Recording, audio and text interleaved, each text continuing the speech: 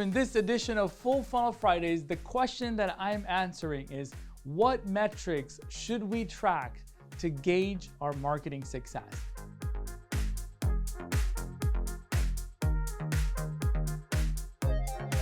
So here are a few metrics that every marketer, every entrepreneur should be tracking. Some of these are really difficult.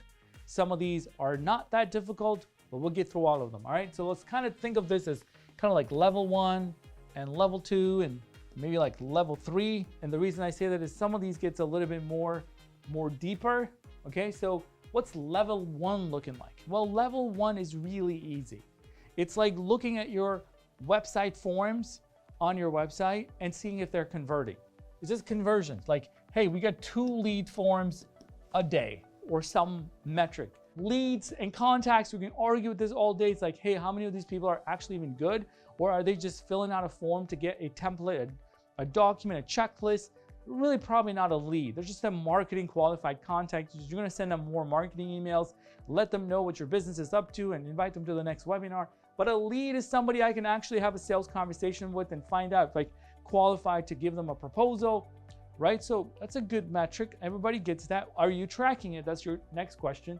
Okay, I love this one because most entrepreneurs, they decide to spend money when they make money. How about this? You have a migraine. The migraine is so bad that like everything hurts, your whole body hurts. But because of our budget, we're gonna go to the pharmacy, we're gonna buy like a piece of the Tylenol Extreme or whatever extra. But we're just gonna afford like a piece of it. Like it's so small, like it's like a dot. Now I'm gonna take that dot and I'm gonna try to fix my migraine. That's what it sounds like when somebody says, we're gonna try it a little bit. It works because that gap of what you need to really crush it is so big. No amount of dots and little powder is gonna solve your problem. So you might not even be doing everything that you need to be doing to just generate the revenue that you're looking for. Now ROI, we all love this one. It's like buying a building. Hey, I put $1 million in, I got a house, I got a great ROI. It's really difficult to track ROI, but if you want to go through the process of tracking ROI, go for it, because you have to track the salesperson, you have to track all the tools that you invest, the ad spend, and put it all together. That's how you get your ROI. So you almost need a finance person to help you generate the ROI. And also you have to look at something else that most businesses don't look at. Is if I generated 10 customers, right? And this is actually one of the metrics that I might want to go into. If you generated 10 customers, do they only buy once? Like my Tylenol experience? Or are they gonna come back every 3 weeks because every month they get headaches? I don't know, right? Like that customer lifetime value is often not looked at because that's level 3. It gets so complicated. So we don't do a really good job. So that's ROI. What about CPA? This is not your tax preparation person, by the way, which I love all of you all CPAs. You all do a great job filling out tax forms for businesses. This CPA is cost for acquiring a customer, cost per acquisition. Again, this is very hard to track. So guess what? Level 2, people start to like fumble. Like, you know, I can do the conversion all day. I can see where the leads are coming from. But if you ask the marketing person, like the CPA and the CPL and all of that, they're gonna be like, well, you know, it's this and it's that, because it's more harder, less marketers do it. So CPAs, how much did it cost to acquire that customer, right? CPL, it's easy if you're just looking at ad spend. So this is like, hey, cost per lead. I say this quite a lot in my videos. Cost per lead, cost per lead, cost per lead. Spend $50, got 10 leads, $10 a lead.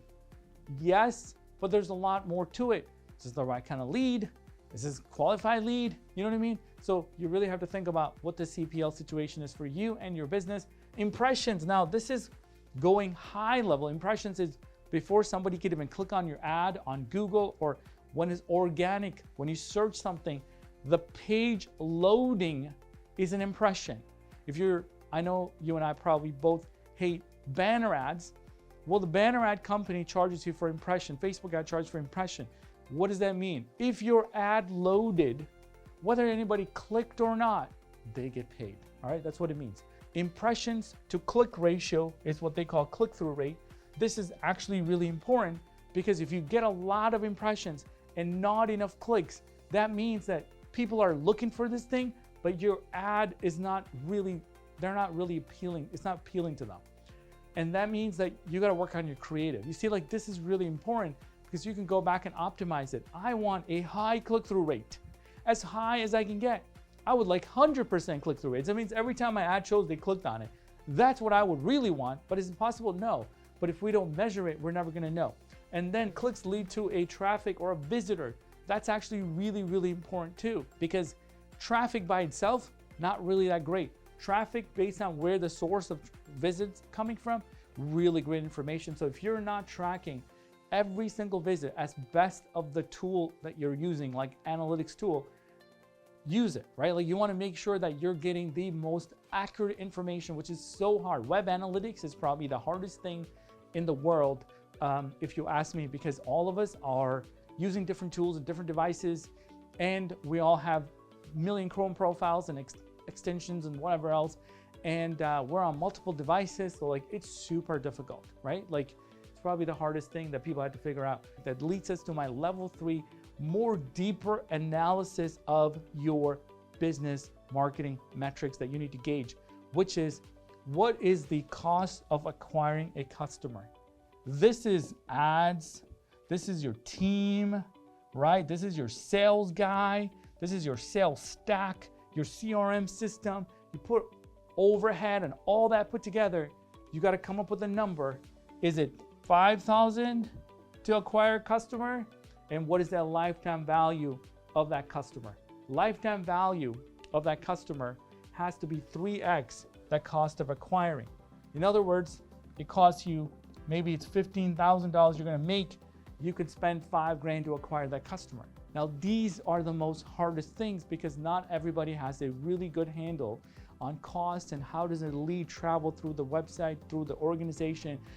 Who does it go to? Is there an estimating process? What does that look like? And all of these deep analysis that we got to do to find the LTV and the CAC, or the CAC, we call it the CAC, right?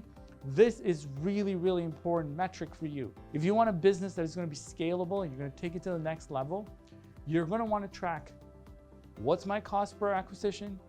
What's my lifetime value? Where are my leads coming from? What source is working for me? What source is not working for me? How efficient is my funnel, right? Like, how efficient is the funnel? You get a bunch of impressions and a bunch of clicks, and then you get like 2 leads. That's not very efficient. The other way around, you got a bunch of leads and not enough customers.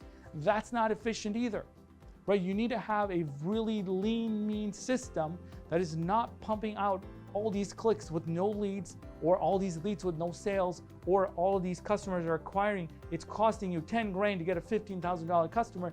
That means that there's something not right with your marketing. My last one is ROAS, which just means return on ad spend, right? So these are top metrics that we track every single day for our customers. Thank you so much for watching. And these questions are, I answer these questions because people like you email us or leave a comment or get in touch with us and ask these questions. We find it that a lot of entrepreneurs, sleepless nights, if I may, thinking about their marketing and their growth and their funnel. That's what we made this series called Full Funnel Friday. So go ahead and subscribe to this. Thank you so much for watching, and I'll catch you in our next Full Funnel Friday.